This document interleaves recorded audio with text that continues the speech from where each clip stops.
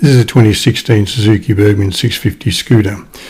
The brand Burgman, or the brand Burgman, I think that's the best way to describe it, within the Suzuki brand, I think first appeared in the late 1990s, around 1998, I think.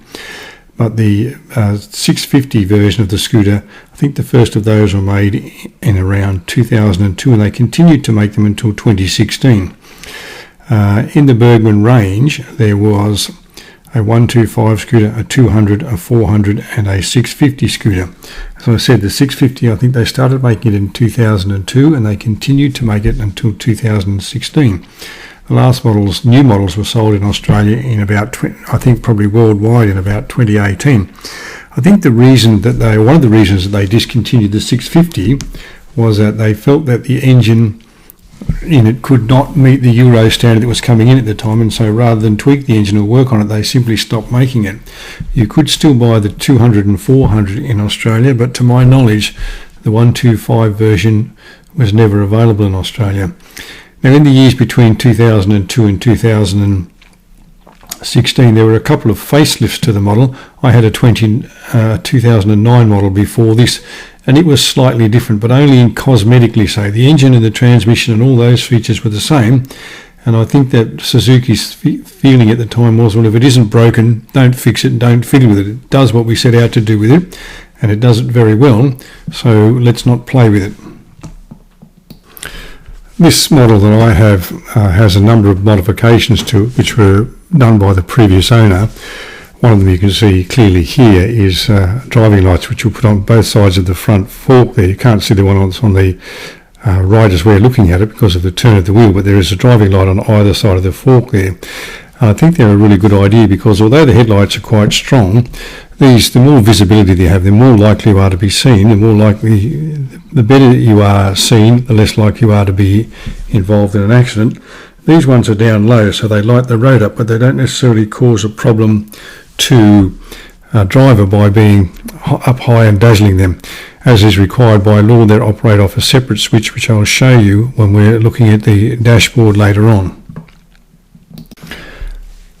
You can see a couple of the other modifications and accessories and so on that the previous owner added to the bike. In this photograph, if you look at the fairing, you'll see that it's slightly wider. He somehow attached some, for want of a better word, wings to the fairing at the front there to make it even wider, therefore to create an even better sort of cocoon around the rider and keep the wind away from the legs. You can also see the top box and the side cases and the backrest. The rider and pillion footrests he's put some different material on there to make them a bit more contrasting in style. They don't add anything to the durability or performance of them, but they just look a bit different. The top box and side cases that I mentioned in the previous video are more clearly visible here. Now, the top box is not removable because what he did there was took out the reflectors, or some of the reflectors, and replaced them with LED lighting, which I think acts as a tail light but not as a brake light. So when you're riding at night, you've got some extra light there, but it doesn't come on as a brake light when you apply the brakes. The side cases are removable, and that's very handy because behind the left-hand one we're sitting on the bike is the filler cap for the fuel tank. So obviously when you need to fill up, you've got to be able to take that case off, and it's simply a matter of unlocking it and pressing a button inside the case, and it will come off the frame that it's on, and then it clicks back on just as easily when you've finished filling up with fuel. This is a view from the back of the bike looking over the top box, and you might be able to just see the top of the backrest jutting up above the top box, making it a little bit more comfortable for the pillion. You can also see the mirrors, which are quite large, but then on top of the mirrors housing is an extra set of mirrors to just make things even clearer, and then on top of the screen, which has an extender on it, you'll see like a rear vision mirror that you might find in a car, but it's very curved, so it doesn't work exactly like a rear vision mirror on a car, but it has the same function. In this shot you can see the rear vision mirrors, which are quite large. They're not the standard ones. Here we removed the standard ones and replaced them with these even bigger mirrors, and then on top of those there are some smaller mirrors which as I said, give you an even better view. On the left-hand mirror housing is the base on which my camera sits. So if I'm using the camera clipped to the motorcycle rather than to my chest, it'd sit in that housing, and because of the angle that the base is on and the way the mirrors are aligned and so on, it often looks like I'm riding closer to the centre line than I am. Also, you might notice what are called bark busters, or those handlebar protectors. So there's like I think it's a canvas webbing type of material that comes around the handlebar. It has the function of, in this case, of not so much protecting you from bark on bush roads, because you wouldn't take this good on a bush road, but it has the effect of keeping the wind off your hands and probably making the heated grips, which I'll show you in a moment, a little bit more effective. This is the backrest for the rider, and the seat cover was a homemade job by the previous owner. I'm not sure what it was made from, but it's sort of just tied under the seat with a bit of elastic. The backrest is very good for a long ride because obviously it gives you a bit more support when you're riding. This is the switch gear on the left-hand handlebar, so I'll try to take you through all the things that you can see here. The blue button that you can see at the top of the picture hidden in the bark buster is to fold in the mirrors, and you might wonder why you want to fold in the mirrors, but for the same reason that mirrors fold in on cars these days, is when you go to park the bike, possibly the mirrors being broken off by another vehicle or somebody else is eliminated. The mirrors are folded in close to the body. Also very handy if you're lane filtering, remembering that lane filtering is not legal in every state and there are restrictions on that. The orange switches, or the orange switch is marked up and down, and that is for the transmission. The transmission has two modes, drive and manual. They're selected by the yellow button. The manual mode means that you can manually change gears, and you simply do that by pressing the up or down button, which are the orange ones. Now, the reason you might want to do that is when you're out on the open road, if you select manual mode, you're able to select all 6 gears, and that gives you an overdrive, which is the 6th gear, and means better fuel economy. If you leave in the drive mode, which is the semi-automatic or constantly variable transmission mode, the bike will select the most appropriate gear for the riding that you're doing, the speed you're travelling, and all those sort of things. Generally, when you're in the city, you wouldn't use the manual mode because you're never going to reach the speeds where you need the overdrive, bearing in mind that city speed limits are 50 kilometres or slower. So you're generally not going to reach speeds where you need the overdrive, but you will need that when you're out on the open road. Now, above the the yellow switch, that is the drive or manual mode, is a grey switch which is marked power, or a grey button that's marked power. And the idea of that is if you are in drive mode and you need a few extra revs to get up a hill or something like that, you could switch to manual mode and manually change down, or you can press the power button, and you'll get a few extra revs. That has the effect of using up more fuel, of course, so you only use it sparingly when you need a few extra revs and you don't want to necessarily go through the manual change down. Now, the little box underneath the yellow drive or manual mode is the heated grips setup. I have to say I haven't used that very much at the moment because, as you can see, those covers over the handlebars that are called bark busters are very effective in their coverage, and they're also very effective in keeping your hands inside that little cocoon and keeping them warm. Moving to the more central area of the dash, the little red button that you can see on the dash now, that's the button that operates the driving lights. As I explained to you, by law in Australia, if you have driving lights, they have to be on a separate switch, and that's the one that operates those. So you just press it and the lights come on, and obviously you press it to turn them off again. And a couple of other features that you can see here.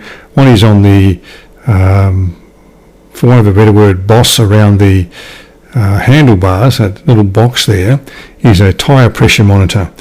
And how that works, obviously you turn the ignition on and there's some sort of electronics that goes on and it monitors the pressure in the tyres.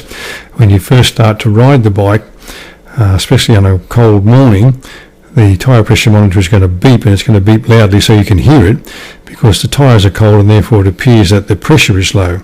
The box behind that, there's closer to the dashboard, is a digital GPS-based speedo. And how that works is you there's a power outlet that you need to activate for that, and then it picks up a GPS signal and gives you a digital readout of the speed. The previous owner told me that the analog needle-based speedo was somewhat inaccurate, and in order to avoid trouble with the police, he fitted the extra digital speedo. I don't use it all the time, but I've found that there is a discrepancy between that and the needle-based speedo of about 2 or 3 kilometres, and in most speeds that's probably not going to make a lot of difference, but if you are driving at 53 kilometres in a 50 kilometre zone, it will make a difference and you'll get a fine, so it could be handy to use. Now, I mentioned in a previous part of this video about these mirrors, and you can see the large mirror, which is bigger than the housing that the mirrors sit in. As I said, the previous owner replaced the mirrors that sat inside these housing with bigger ones, but then he added these other mirrors on top of the housing itself, and just to the right of that you can see the base that my camera sits in. This is the windshield, obviously, which is electrically adjustable while you're riding, and that's handy because you can drop it down to its lowest level and have a bit more of an airflow when you're travelling at below 50 kilometres an hour. So you're coming to a built-up area and it's starting to slow down, it's a warm day, you want a bit of airflow, you just press a button on the right-hand switch gear and the screen will go down. You can see this one's got an extension on it, and on the extension is this convex, I think that's the right word for it, convex rear vision mirror, similar to what you'd find in a car, only obviously one in a car is flat. This one is sort of bowed outwards, convex. I have to say it's a little bit disconcerting for me. I find myself looking at it, and obviously when you look into it you see yourself, you see your head, you see your own head. You don't normally see that in a rear vision mirror in a car, and it's taken me a little bit of getting used to be able to move my head sufficiently to be able to see what's behind me using that mirror. Coming across to the other side of the dash, we were looking at the left-hand cluster before, on the right-hand side of the bike now, obviously. And on both sides there are these, for want of a better word, glove boxes, little cubby holes you can put things out. One's big enough to take a mobile phone. It's not lockable, unfortunately, but underneath the ignition switch, just where you can see that red sticker that says Moto C, there is a lockable storage compartment, which also has a cigarette lighter socket in it, so you can plug a charger into there and you could put your phone in that lockable one and charge it while you were riding. The button you can see in the middle of this picture is the switch for the heated seats. It has 2 options, front or front and rear. You can have the rider's seat heated without the pillion seat being heated, but you cannot have the pillion seat heated without the rider's seat being heated. And that's a bit of annoying in a way, because I might be riding and not need the heat as the rider, but my pillion might need warmth. So I can only either have it front for myself or front and rear. I note that the BMW 650 GTC had a separate switch for the pillion to be able to activate for their seat if they wanted it. On the left hand side again, and just looking over what those handlebar protectors, or bark busters as they're sometimes called, you can see the left hand luggage compartment, for want of a better word, cubbyhole, is open. As I said, these are not lockable. They are latched, but they're not lockable, so they don't come undone while you're riding. Once you clip them closed, they stay closed, but they're not lockable. So if you were putting valuables in, you would put them either in one of the cases that's lockable, or you would put it in the lockable parcel thing that's just below the ignition switch.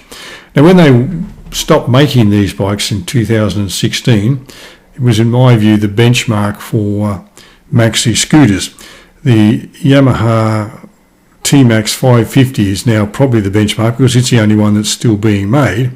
But at the time that these were being made, and especially by the time they got around to this 2016 model, some of the things that were optional or only available on overseas models were now standard. For example, the heated grips were not available on the 2009 model that I had, and neither was the heated seat. But by the time this chap who bought this one, he bought it new in 2016, they had become standard features. The only thing that I feel that Suzuki could have added to the bike if they were going to continue to make it would have been some way of playing music. I'm not sure how they would have done that. Maybe they could have had Bluetooth connectivity with your phone or something. Or they could have put speakers in some of those little cubby holes on the sides of the dashboard rather than have those cubby holes, because there is a lockable one, and you could have been able to play music through them somehow.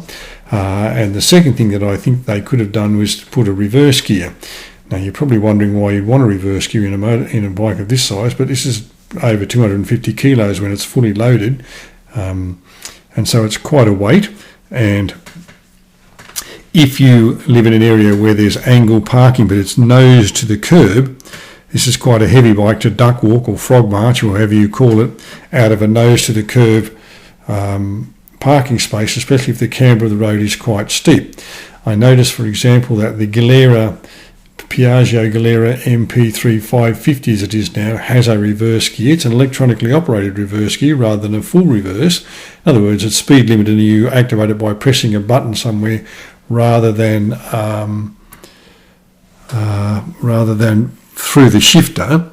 So it has a reverse gear and it also has a reversing camera, and that shows up through the screen on the dashboard. So I think that's a very useful feature. I have a Can-Am Spider as well, and it has a full reverse gear, like you would have in a car. It's electrically operated as the rest of the gearbox is as well, but it doesn't have a reversing camera. And it's quite a heavy bike, and it's a bit difficult to be able to turn your neck and head as far as you want to see, especially when you have your helmet on. So a reverse gear with a camera would have been a good idea. All right, well, that's my walk around and tour of the Suzuki Burgman 650 scooter. If you have a comment, please leave it in the appropriate place and I'll get to it when I become aware of it. Enjoy your ride, whether it's on a scooter or a bike, and I'll talk to you when I'm making a future motorcycling video.